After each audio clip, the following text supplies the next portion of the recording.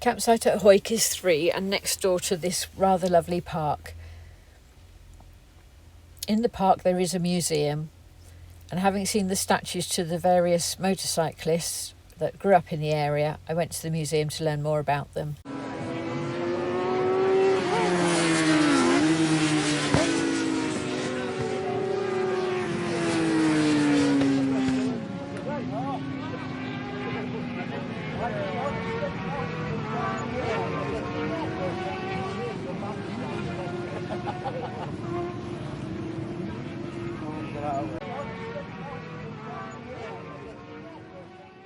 I highly recommend the museum, but after the rather macabre lambs, I decided I needed a breath of fresh air.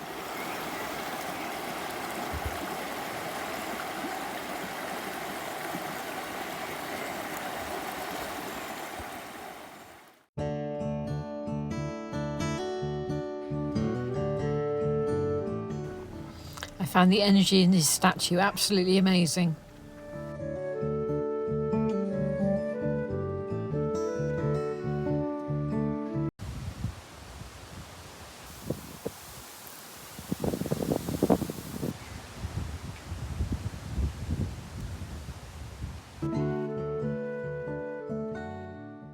This was a lovely park up. There was about 6 vans overnight. No noise, no mess, no trouble.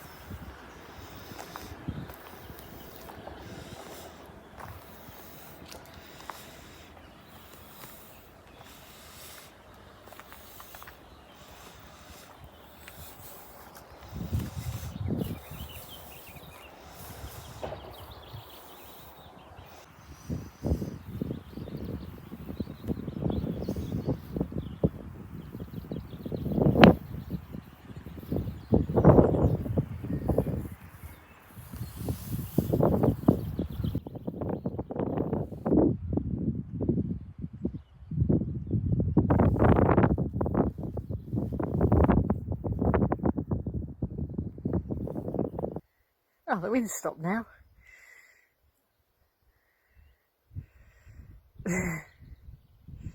Let's start again, here it goes. So, this reminds me of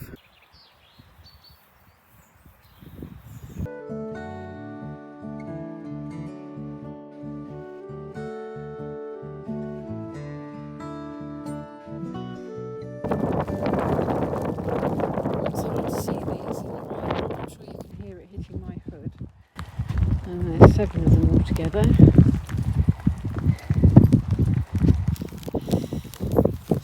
This is probably the most fun to fish, and as you can see, it's raining. But I bet the views would be spectacular when it isn't raining. There's quite a steep old climb up here, but not very far. I think the whole walk is like 40 minutes or something, it said on the board.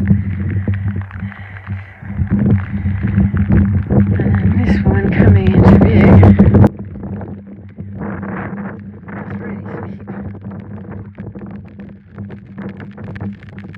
But now I've had a way to keep it dry.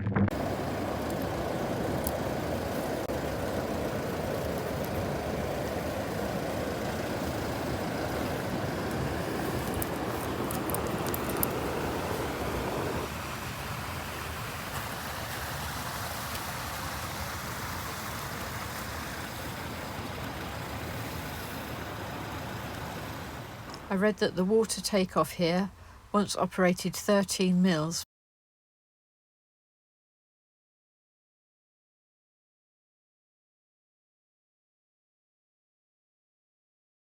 This was £6 for the day, and I walked the Buzzard's Nest Trail and part of the Glen Trail.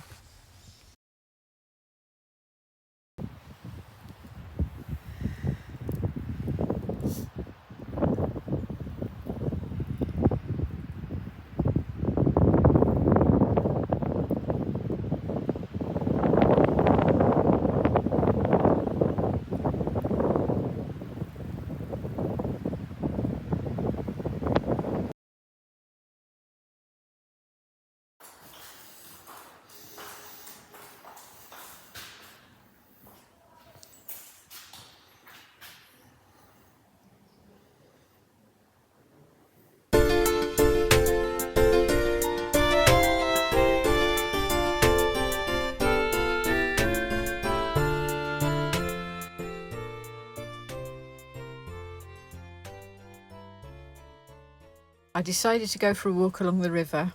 I saw this castle and I was so glad I never walked through this tunnel. A local told me it was really long. And then, wow, just look what I found. Apparently it's one of the finest skew arch bridges in Scotland.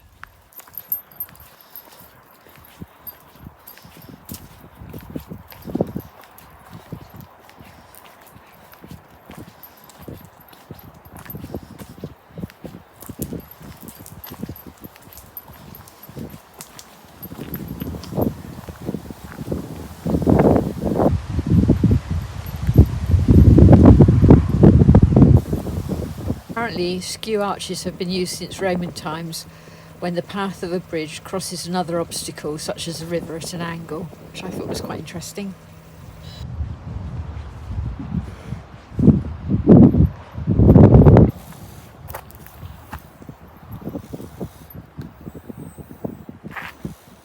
So here I've tried to photograph the arches to show how skewed they are. I'm not sure I did a very good job.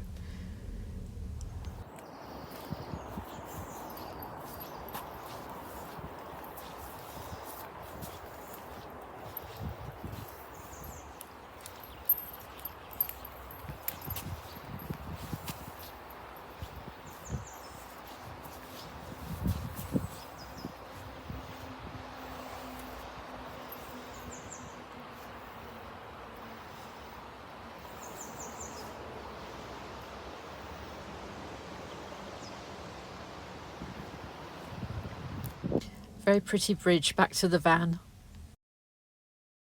This was another random lay-by park up. Again, another quiet night, and I was right by this community woodland. I'd never ever heard about rose bogs before, so that was very interesting.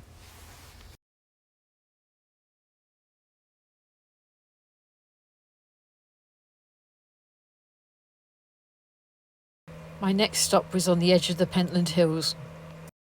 You're allowed to overnight here for a donation via Ringo, and yet again I found some amazing walks.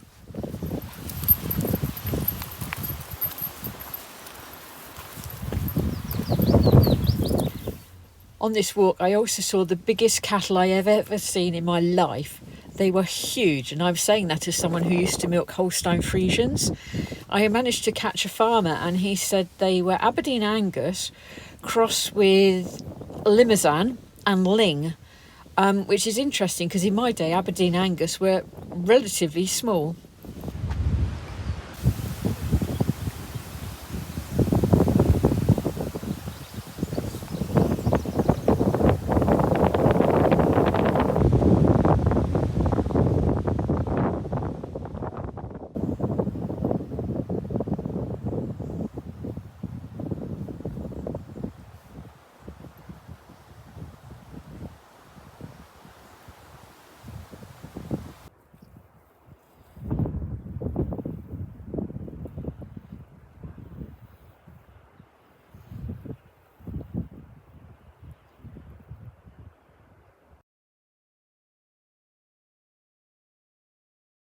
I know I keep saying it, but the places you stumble across by accident are just amazing, and this castle has a big connection to Mary Queen of Scots. In the evening I walked round the loch. It was about 2.3 miles, and there were some really good information boards on the route, as well as these beautiful smelling roses. After a quiet night in Linlithgow and another walk round the loch, finally I made it to the Kelpies.